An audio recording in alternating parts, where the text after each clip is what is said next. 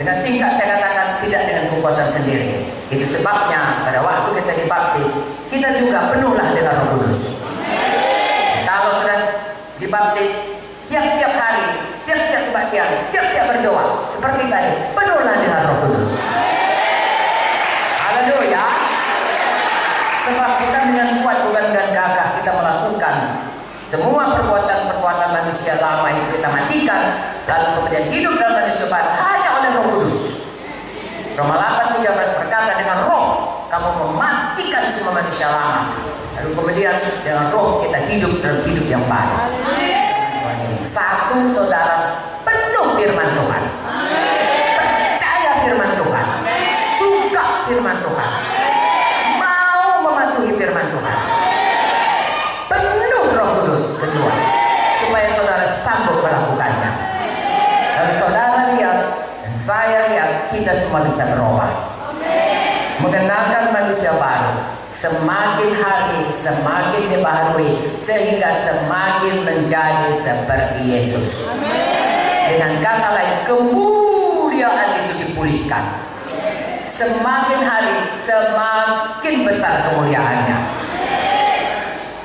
2 Korintus 3:18, saudaraku.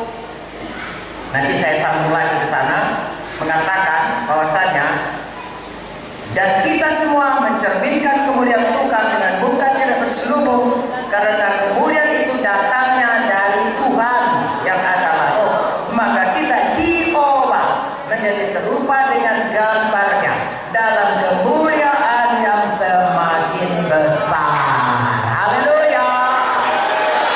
Jadi Papua bisa melihat kemuliaan Tuhan melalui kehidupan kita yang berubah.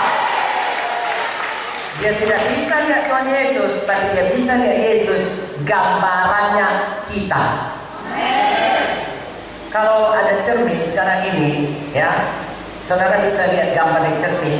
Saudara tidak lihat saya, tapi saudara bisa lihat Ibu Munti di cermin itu. Oh begitu Ibu Munti. Amin. Saya ulangi. Kalau ada misalnya cermin sekarang ini, katakanlah di sana, saudara nggak lihat saya. Kalau misalnya saya ditutup di sini, tapi saudara bisa lihat saya. Dan kadang-kadang orang kalau mau mencuri lihat, kan dia buat speaker cermin, orangnya nggak tahu, rupanya kita udah lihat dia semua, entah lagi ngapain kan. Nah begitulah, kita tidak melihat orangnya, tapi kita melihat gambarannya. Gambaran itu bukan orangnya, tapi gambaran itu memperlihatkan bagaimana keadaan orang itu sesungguhnya. Kita ini gambaran Tuhan Yesus diciptakan. Tuh orang tidak melihat Tuhan Yesus, orang tidak tahu Tuhan Yesus, bahkan tidak pernah dengar dari Yesus, tapi dia bisa lihat gambaran Yesus dari hidup kita yang diubahkan hari lepas hari. Makanya kita sungguh-sungguh mengikut Tuhan, supaya kekasih kita, saudara-saudara kita, orang-orang di sekitar kita yang dalam jangkauan kita, teman kita sekantor, kawan kita kuliah, sekolah, saudara-saudara kita, sepupu-sepupu kita, orang-orang yang kita jumpa waktu belanja, dan nggak lihat Yesus, tapi dia lihat gambaran Yesus dari hidup kita. Haleluya. Itu sebabnya kita berubah, supaya dilihat oleh mereka gambaran manusia baru. Kalau dia lihat gambaran manusia lama, tidak ada bedanya dengan orang berdosa. Dia tidak melihat gunanya mengikuti Yesus.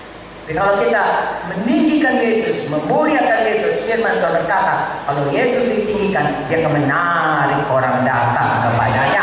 Jiwa-jiwa datang kepada Tuhan, kepada gerejanya, kepada keselamatan. Saya bacakan manusia baru dalam Efesus 4 tadi, contoh-contohnya. Kita semua tahu hukum 10, saudaraku. Hukum 10 itu mulai dari hukum 1 sampai hukum 4 mengenai Tuhan. Jangan ada padamu ilah lain, jangan menimpaku, jangan menyebut nama Tuhan sia-sia, jangan tidak hormati hari Sabat. Itu mengenai hubungan dengan Tuhan. Mulai hukum 5 sampai hukum 10, bagaimana kita mengasihi sesama manusia. Hormati orang tuamu, jangan membunuh, jangan berzina, jangan mencuri, jangan berdusta, jangan ingini milik orang lain lagi, dan seterusnya. Saudaraku, hukum-hukum lainnya banyak di dalam hukum Taurat. Nah, itu semuanya kita tinggalkan. Di dalam Alkitab ini, firman Tuhan ini, kalau kita patuh kepada Tuhan, kita patuh kepada firman, ada singkatnya saudaraku, ada janji Tuhan. Misalnya oleh bilur Yesus kamu sudah, itu janji Tuhan. Untuk janji Tuhan supaya itu bisa jadi kepada kita, kemudian Tuhan jadi kepada kita, kita harus punya iman. Saudara mau diberkati? Punya iman untuk diberkati. Punya firman yang saudara sampaikan. Yesus sudah menjadi miskin supaya oleh kemiskinannya kamu menjadi kaya. Berilah supaya kepadamu diberi. Berikan persepuluhanmu supaya tingkat-tingkat langit dibukakan, larang pelahap dijauhkan Tuhan. Itu janji. Ada juga perintah, hendaklah engkau mengasihi Tuhan Allahmu dengan segenap hati, segenap jiwa, segenap kuat, segenap akal budi. Itu perintah. Kalau perintah harus dipatuhi.